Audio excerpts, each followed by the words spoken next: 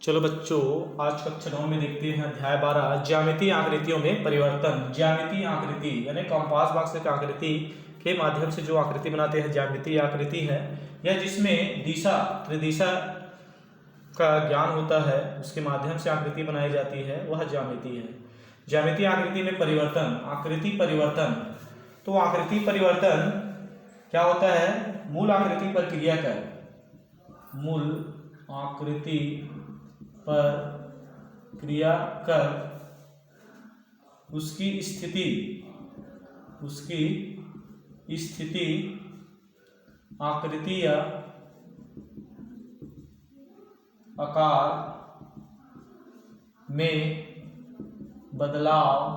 में बदलाव होने की प्रक्रिया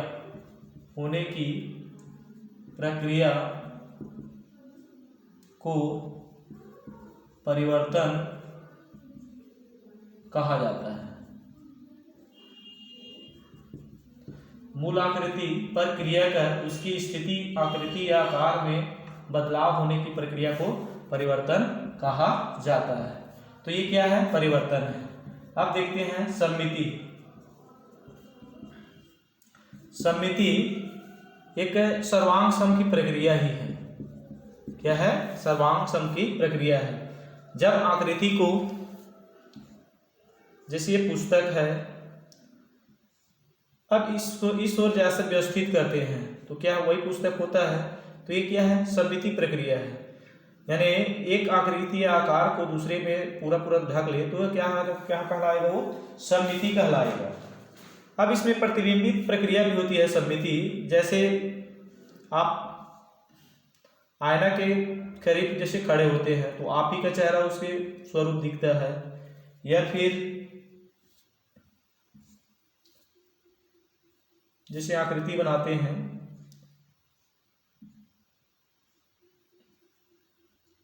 ये भी क्या है? एक सममिति प्रक्रिया है।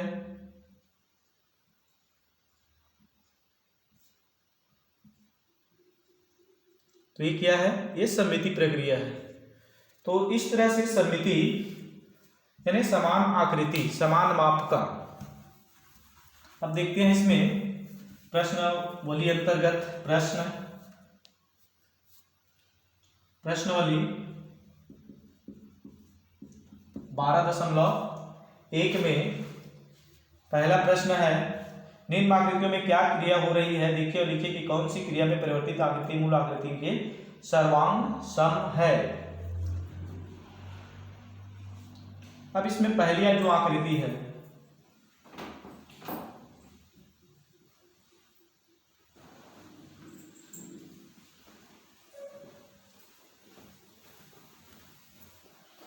तो ये आकृति है। तो परिवर्तित आकृति पहला है, ये क्या है? सर्वांग सम है। क्या है? सर्वांग सम है। यहाँ पे देखते हैं ये जो आकृति है और ये आकृति एक ही स्थिति अनुसार से है, तो ये क्या है? सर्वांग सम है। परिवर्तित आकृति क्या है? सर्वांग सम है। दूसरा आकृति वृक्ष का है।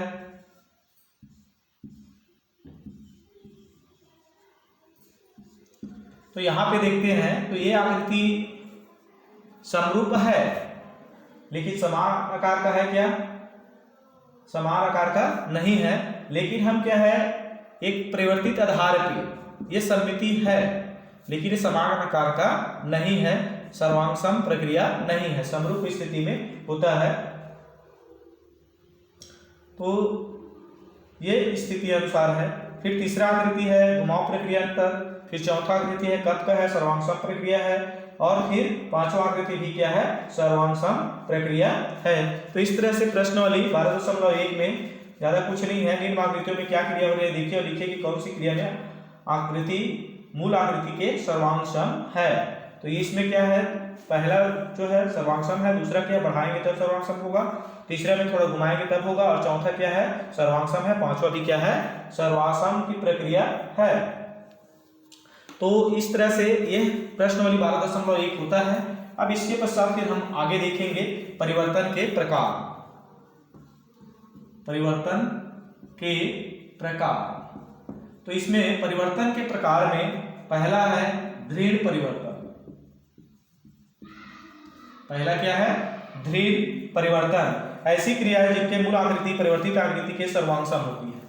तो ये क्या है, सर्वांग-सम होती है, मूल आकृति के सर्वांग-सम होती है, तब वो क्या है, ध्रुवीय परिवर्तन है नहीं। एक आकृति मूल आकृति के क्या है, सर्वांग-सम होती है, तो क्या है, ध्रुवीय परिवर्तन है। अब ध्रुवीय परिवर्तन के अंतर्गत है पहला इसका स्थानांतरण।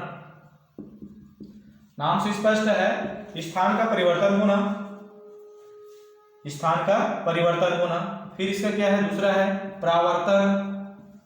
दूसरा क्या है, परावर्तन। जैसे एक को देखते हैं तो दूसरे का चित्र दिखाई देता है, उसी का चित्र दिखाई देता है। स्थानांतरण यानी उठा करके दूसरे स्थान पे रखना, ये है उठा करके हम दूसरे स्थान को रखते हैं। और यहाँ पे देखें परावर्तन, तो ये परावर्तन स्थिति मानी जाती है। तो ये स्थितियां स्थानांतरण, परावर्तन, और फिर है तीसरा है घुमाव। क्या है, घुमाव। तो आकृति या आकार को इस तरह से घुमाए कि उसमें परिवर्तन क्या हो, ध्रुवीय परिवर्तन की प्रक्रिया होती है। क्या होती है, ध्रुवीय परिवर्तन होती है। तो ये इस तरह से तो घुमा करके भी जैसे स्थितियां होती है। अब उसके बाद दूसरा है अध्रुवीय परिवर्तन। अध्रुवीय परिवर्तन, तो ये जो परिवर्तन है टोटल कहा जाए, ये सर्वांग-सम प्रक्रिया अंतर्गत होता है। क्या होता है, सर्वांग-सम प्रक्रिया। और अध्रुवीय परिवर्तन क्या होता है, समरूप प्रक्रिया के अंतर्गत होता है। अध्रुवीय परिवर्तन क्या होता है, समरूप। जो बड़े आकार के हैं वो छोटे आकार में जैसे दर्शाया जाता है, ये समरूप प्रक्रिया होती है। तो इस तरह से ध्रुवीय और अध्रुवीय प्रक्रिया की प्रक्रिया यहाँ पे आपको समझ में आ गया होगा। अब इसके अंतर्गत हम देखते हैं प्रश्नावली अंतर्गत सवाल। प्रश्नावली 12.2।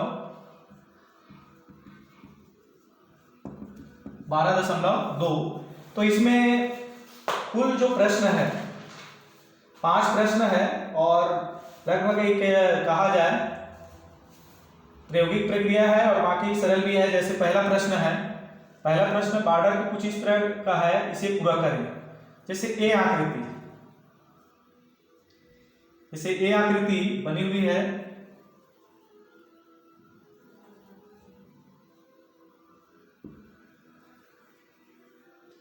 फिर इसके स्वरूप में आकृति बनी हुई है, बी आकृति। तो यहां पे देखते हैं पैटर्न प्रक्रिया। तो ये आकृति फिर आगे जैसे है, तो फिर आगे की प्रक्रिया में हम इसके मुख्य प्रक्रिया के आधार पे इस ओर भी फिर आकृति इस तरह से।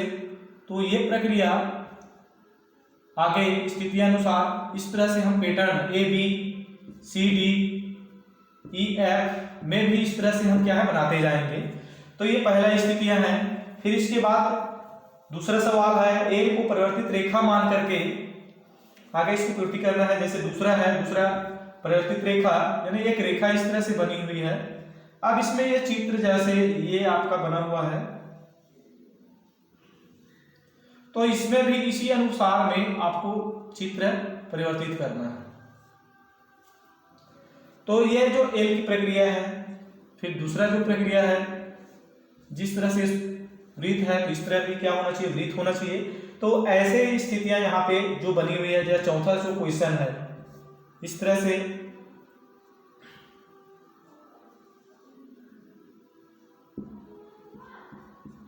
तो इधर भी क्या है उस आकार में आपको कंप्लीट करना है। तो ये स्थितियां हैं। तो ये मानचित्र यानी इस चित्र को आपको क्या है परिवर्तन के परावर्तन के प्रक्रिया के अंतर्गत इसको क्या करना है, पूर्ण करना है। तो ऐसे ही ये सवाल है, कठिन नहीं है। अब इसके बाद इसमें घुमाव प्रक्रिया अंतर्गत है प्रश्न तीसरा। क्या है, घुमाव प्रक्रिया अंतर्गत सवाल। जैसे पहला, इसमें 3 चित्र है और इस तीनों चित्र के प्रक्रिया के अंतर्गत इसमें आपको ये करना है, जैसे 90 अंश की प्रक्रिया में घुमाना है। क्या घुमाना है, 90 अंश की प्रक्रिया में जैसे इसको घुमाते हैं। तो 90 अंश की प्रक्रिया में घुमाते हैं। जैसे ये चित्र बना हुआ है,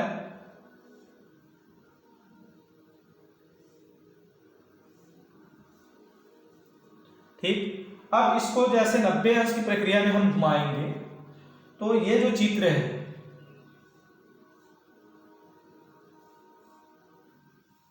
ये स्थितियां हो जाती है। तो यहां पे जैसे मूलाधार देखेंगे, मूल की प्रक्रिया अंतर्गत यहां से देखें तो क्या है, ये जो प्रक्रिया है 90 अंश की प्रक्रिया हो जाएगा। यहाँ पर भी देखिए 90 अंश होगा और यहाँ पर भी देखें 90 अंश की प्रक्रिया में यहाँ पे आकृति क्या हो जाती है, साइक्लिक घूम जाती है। तो इस तरह से ये सवाल है। अब इसके पश्चात हम देखें चौथा भी सवाल है, अपने पसंद की आकृति चुने और स्थानांतर घुमा परिवर्तन कर उपयोग का टेबल ढकने वाले कपड़े का बॉर्डर डिजाइन करें। तो बॉर्डर डिजाइन जैसे आपको करना है तो इसमें आप अपने आकार, जैसे ये आपका एक डिजाइन हो जाएगा,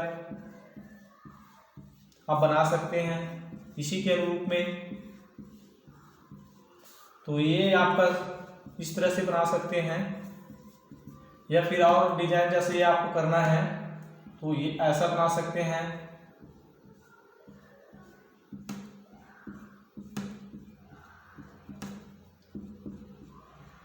तो ये डिजाइन प्रक्रिया है और इसमें आपका सरलता से आपको समझ में आ गया होगा। तो ये आपका प्रश्नावली होता है 12.2। अब इसके पश्चात हम देखेंगे सममिति। क्या है, सममिति। सममिति यानी समान आकार के, या फिर इसमें सममिति यानी एक सर्वांगसम ही है। सममिति प्रक्रिया क्या है, एक सर्वांगसम ही है, लेकिन इसमें प्रक्रिया क्या होती है वो देखेंगे। इसमें सममितीय आकृति कहलाती है, जो रेखा आकृति को ठीक दो हिस्सों में विभाजित करे उसे सममित रेखा कहते हैं, है नहीं। जैसे आकृति सममित आकृति यानी समान रेखा सर्वांगसम आकृति होती है। अब इसमें सममित रेखा जो होता है, जैसे आकृति है, जैसे ये पत्ते हैं, अब पत्ते को जैसे हम इसको डिवाइड करें एक रेखा के तहत तो दो भाग बटेगा ये, तो ये क्या है, सममित रेखा है। ये जो रेखा क्या है, सममित रेखा है। और इसमें बन रहा है सममित रेखा, जैसे वृत्त है तो इसमें भी आपका सममित रेखा बनेगा। इस तरह से आप कोई भी केंद्र से गुजरेगा तो सममित प्रक्रिया कर सकते हैं। तो इसमें सममिति के रेखा के कुछ प्रकार है, जैसे है रैखिक सममिति। क्या है, रैखिक सममिति। तो रैखिक सममिति, तो रैखिक सममिति क्या है, ये रेखा के माध्यम से जैसे उसका बंटवारा होता है तो क्या है, रैखिक सममिति है। फिर दूसरा क्या है, घूर्णन सममिति। क्या है, घूर्णन सममिति। तो जैसे घुमाते हैं और उसकी आकृति वहां पे होता है तो घूर्णन सममिति होती है। जैसे इस तरह से आकृति,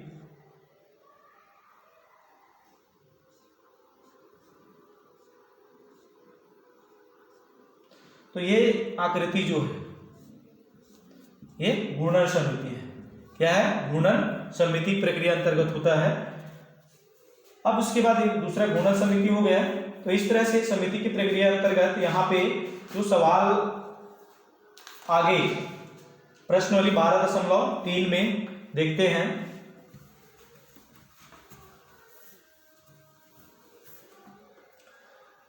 प्रश्नावली 12.3, तो यहाँ पे सवाल है रैखिक सममिति पाई जाती है। क्या है, रैखिक सममिति पाई जाती है। तो रैखिक सममिति जिसमें पाई जाती है, कुछ वस्तुओं के चित्र बनाए जिसमें रैखिक सममिति पाई जाती है। तो स्पष्ट है, ये जैसे पुस्तक है इसमें भी रैखिक सममिति पाई जाती है, पत्ती है इसमें भी रैखिक सममिति पाई जाती है,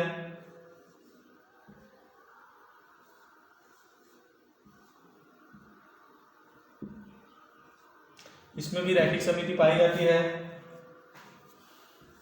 इसमें भी रैखिक सममिति पाई जाती है। तो इस तरह से आकृति आप दे सकते हैं, पत्ती, बटरफ्लाई, वृत्त, पुस्तक।